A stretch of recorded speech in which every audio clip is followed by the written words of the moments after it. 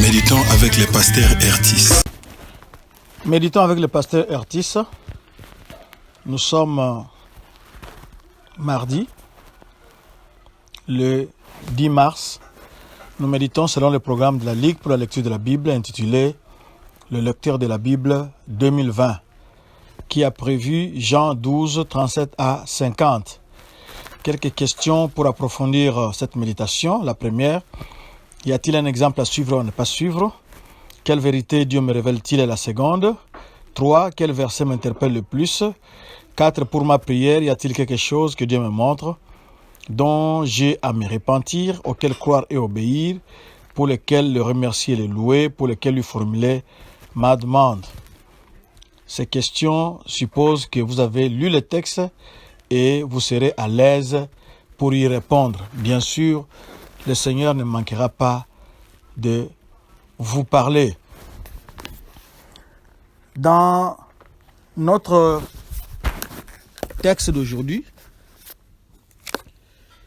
il sera principalement question de l'incrédulité du peuple ou l'endurcissement du peuple, et Jésus va faire un dernier appel pour que les gens puissent croire en lui. Prions. Nous te bénissons, Seigneur Jésus. Tu avais laissé tout le confort que nous pouvons imaginer, le confort du ciel, où il y a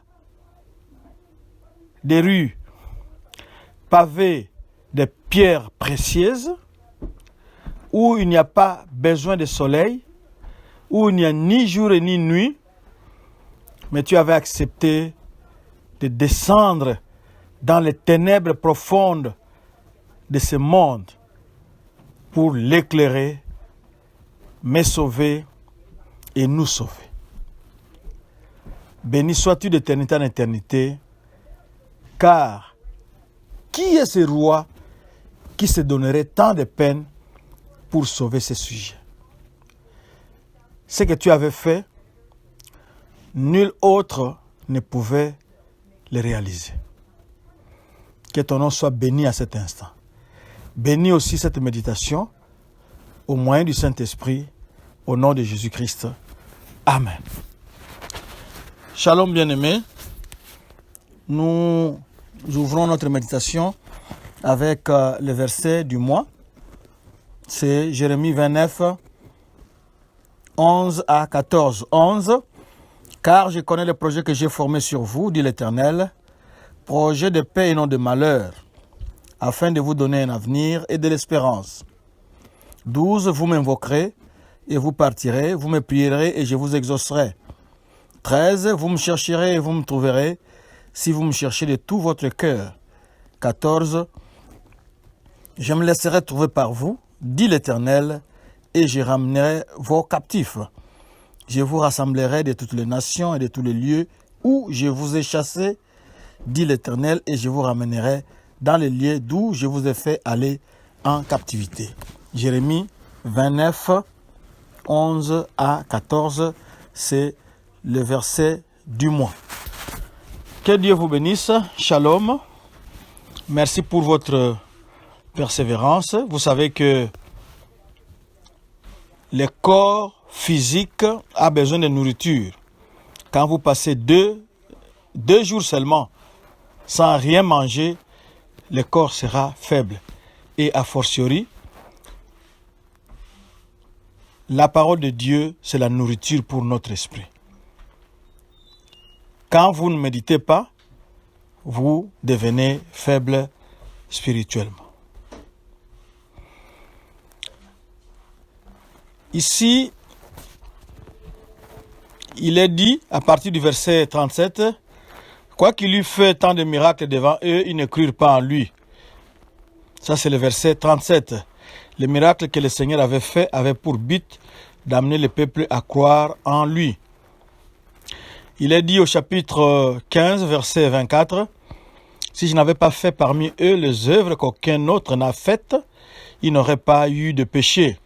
Mais maintenant, ils n'ont pas de prétexte pour leur péché. » C'est lui qui consiste à rejeter le Christ. Au chapitre 2, verset 11, il est dit, « Jésus fit ses commencements de miracles à Cana de Galilée, et il manifesta sa gloire, et ses disciples crurent en lui. » Puis, il continua de faire tous les miracles qui prouvaient au peuple qu'il était bien l'envoyé de Dieu pour leur délivrance. Quelques-uns crurent en lui tout au long de son ministère, mais la nation demeura dans l'incrédulité où elle se trouve encore. Jugement de Dieu prononcé par Ésaïe. « Seigneur, qui est-ce qui a cru à ce qu'il a entendu de nous? Et à qui les bras du Seigneur a-t-il été révélé ?» C'est au chapitre 53, verset 1. Ça, c'est Ésaïe. Ils ne pouvaient pas croire parce qu'Ésaïe dit encore, « Il a aveuglé leurs yeux et il a endurci leur cœur, afin qu'ils ne voient pas des yeux et qu'ils n'entendent pas de cœur et qu'ils ne soient convertis et que je ne les guérisse. » Ésaïe 6, 9 et 10. On va objecter que les Juifs ne pouvaient croire puisque Dieu les avait endurcis et aveuglés pour qu'ils ne fussent pas convertis. Les prophéties qui annonçaient cet aveuglement, prononcées depuis près de 800 ans, ne s'accomplirent que lorsque Dieu eut fait tout ce qu'il était possible pour en éviter l'exécution. Il avait usé d'une longue patience envers ce peuple tout au long de son histoire. Les prophètes l'avaient sans cesse sollicité à revenir à l'Éternel. Depuis qu'Ésaïe avait prononcé sa prophétie, le peuple était allé en captivité à Babylone, en avait été ramené pour recevoir le Messie qui, enfin, apparut tel qu'il avait été annoncé, et comme nous venons de le voir, il fit tout le nécessaire pour être reçu et accomplir les bénédictions promises. Tout fut inutile. Quoiqu'il eût fait tant de miracles devant eux, ils ne crurent pas en lui. Voilà les résultats que Dieu a obtenus. Le Seigneur, eût-il continué son ministère encore un siècle, les résultats auraient été les mêmes. Ce qui devait être fait l'avait été selon la mesure de Dieu, qui est parfaite comme tout ce que Dieu est et fait, et qui ne pourrait être dépassé sans faire tort à ses perfections.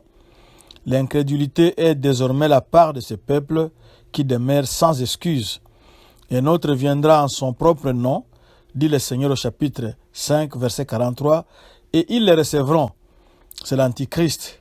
Il accomplira des miracles et des signes et des prodiges mensongers, d'après 2 Thessaloniciens 2, 9.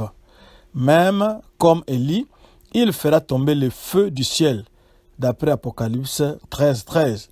Ils les recevront pour leur jugement final, par aussi de la chrétienté apostate, lorsque le temps de la patience de Dieu sera écoulé, ce qui aura lieu très prochainement.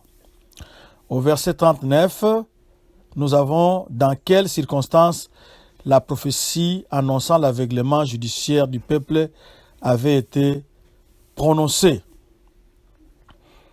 Ésaïe dit ces choses parce qu'il vit sa gloire et qu'il parla de lui. Au chapitre 6 de ces prophètes, du verset 1er jusqu'au 5e, nous lisons « L'année de la mort du roi Osias, j'ai vu le Seigneur assis sur un trône haut et élevé, et les pans de sa robe remplissaient le temple. Des séraphins se tenaient au-dessus de lui, ils avaient chacun 6 ailes. De 2, ils se couvraient la face, et de 2, ils se couvraient les pieds, et de 2, ils volaient. Et l'un criait à l'autre et disait, « Saint, Saint, Saint est l'Éternel des armées. Toute la terre est pleine de sa gloire. » Et le fondement des seuils était ébranlé à la voix de celui qui criait, et la maison était remplie de fumée. Et j'ai dit, « Malheur à moi, car je suis perdu, car moi, je suis un homme aux lèvres impures, et je demeure au milieu d'un peuple aux lèvres impures, car mes yeux ont vu le roi, l'Éternel des armées. » Tel était donc celui que le prophète voyait dans sa majesté, sa sainteté, celui dont il est dit que les cieux même ne sont pas purs à ses yeux. L'Esprit de Dieu déclare par Jean que c'était le Seigneur Jésus. Ésaïe dit ces choses parce qu'il vit sa gloire et qu'il parla de lui. C'est Jésus rejeté, méprisé, qui quelques jours plus tard sera condamné, fouetté, couronné d'épines, crucifié. C'est Jésus auquel aujourd'hui on refuse la divinité et que l'on croit estimer beaucoup en l'appelant le meilleur des hommes, un modèle, ou bien que l'on rejette ouvertement est le roi de gloire, l'Éternel, tel que l'Ancien Testament le présente, le Créateur des cieux et de la terre, mais venu dans ce monde, revêtu de l'humanité, au milieu d'hommes pécheurs et perdus, comme Ésaïe se voyait dans sa présence glorieuse pour apporter la vie, la lumière, l'amour. Un homme, mais Dieu manifesté en chair, venu dans l'humilité la plus profonde, afin d'être accessible à tous. Il s'est anéanti comme Dieu, ayant pris la forme d'esclave, trouvé en figure comme un homme. Il a quitté la gloire qui aurait foudroyé quiconque s'en serait approché, la lumière inaccessible que nul œil n'a vue ni ne peut voir. C'est celui-là que les hommes ont rejeté et rejettent encore après avoir vu tout ce qui pouvait être vu pour le faire reconnaître en puissance, en amour, lui qui s'intéressait à toutes leurs peines et à toutes leurs douleurs. Par sa présentation, l'épreuve de l'homme en Adam était parfaite. Inutile d'attendre encore, puisque son cœur ne se laissait pas toucher par une telle grâce et qu'il n'avait pas Dieu pour voir la beauté du Seigneur. Il n'était pas digne de Dieu de prolonger cette épreuve. Il ne lui restait donc qu'à exécuter son jugement. Mais amour suprême, insondable, divin, c'est ce Jésus glorieux, merveilleux, rejeté, haï, qui va le subir pour sauver cet homme si haïssable aux yeux de Dieu à cause de ses péchés. Cependant, à ce dernier moment, plusieurs des chefs crurent en lui, mais à cause des pharisiens, ils ne le confessaient pas de peur d'être exclus de la synagogue, car ils ont aimé la gloire des hommes plutôt que la gloire de Dieu. Au verset 42 et 43. Qu'était la foi de ces hommes? Insuffisante pour marcher à la suite du Christ rejeté, suffisait-elle pour être sauvé? Dieu le sait. Il faut ou Christ ou le monde. On ne peut pas avoir les deux. Moïse avait estimé l'opprobre du Christ un plus grand trésor que les richesses de l'Égypte, car il est regardé à la rémunération, d'après Hébreux 11, 26. Celui-ci aura lieu au jour où la marche de chacun sera manifestée, où ceux qui cherchent la gloire de Dieu, pendant qu'elle n'a aucun prix pour des hommes, recevront leur récompense. Mais quel jour pour ceux qui auront eu honte du Seigneur, préférant la gloire des hommes, qui l'ont rejeté lorsqu'il vint dans ce monde et pour lesquels aujourd'hui encore il n'a pas d'attrait. Pour ceux qui restent encore indécis de suivre le Seigneur, c'est le moment aujourd'hui de vaincre les obstacles qu'ils trouvent sur leur route, car bientôt il sera trop tard. Du verset 44 au verset 50, avant de terminer son ministère public, Jésus fait encore un appel qui résume tout l'évangile tel que Jean le présente. Et Jésus s'écria et dit, « Celui qui croit en moi ne croit pas en moi, mais en celui qui m'a envoyé. Et celui qui me voit, voit celui qui m'a envoyé. » Versets 44 et 45. Dans trois circonstances importantes, nous entendons crier Jésus dans cet évangile. Primo, au chapitre 7, verset 37, « Si quelqu'un a soif, qu'il vienne à moi et qu'il boive. C'est à lui seul qu'il faut aller, car il n'y a aucune ressource ailleurs. » Deuxièmement, au tombeau de Lazare, Jean 11, 43, Jésus crie et sa voix puissante pénètre dans le domaine de la mort. Et tertio, ici, il affirme pour la dernière fois ce qu'il est venu faire dans le monde et quelles en seront les conséquences pour ceux qui le rejettent. Il affirme encore son identité avec Dieu son Père. En croyant en lui et en le voyant, on croit et on voit celui qui l'a envoyé, tant il était l'expression parfaite de Dieu le Père. En le rejetant, on rejetait celui qui l'a envoyé, Dieu lui-même. Dans le verset 46, il rappelle qu'il est la lumière venue dans le monde, afin que quiconque croit ne demeure pas dans les ténèbres. Au verset 47, il est venu non pour juger, mais pour sauver le monde.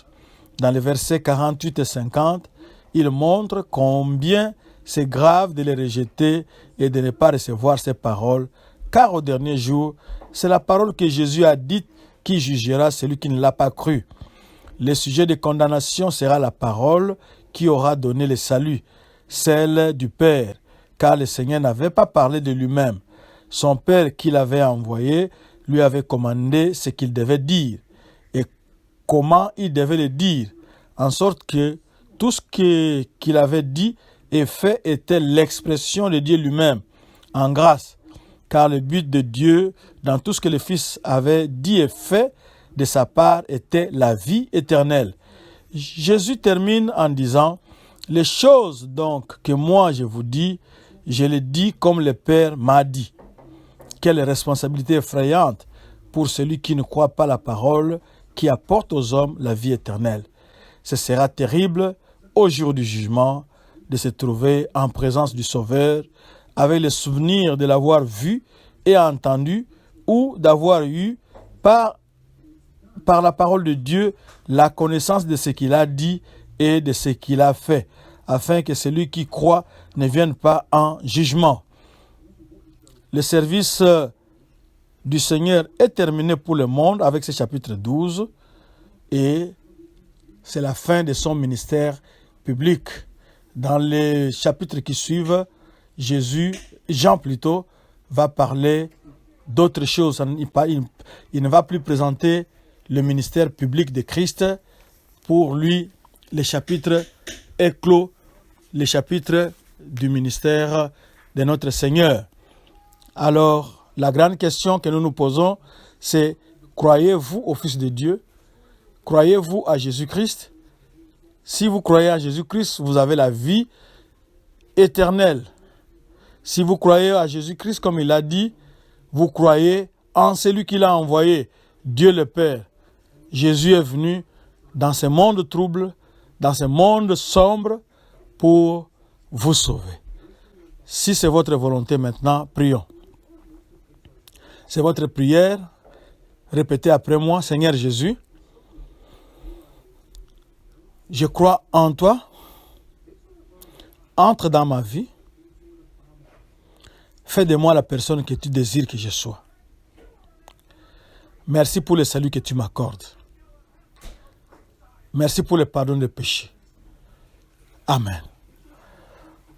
Maintenant, vous êtes sauvés après avoir fait cette prière. Vous devenez enfant de Dieu.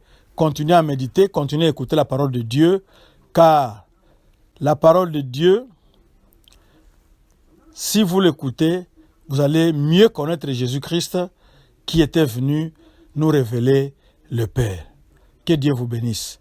Notre adresse Facebook, Doxadeo Lushi, sur Twitter et YouTube, Doxadeo Lubumbashi, notre site www.églisedoxadeo.com. Shalom.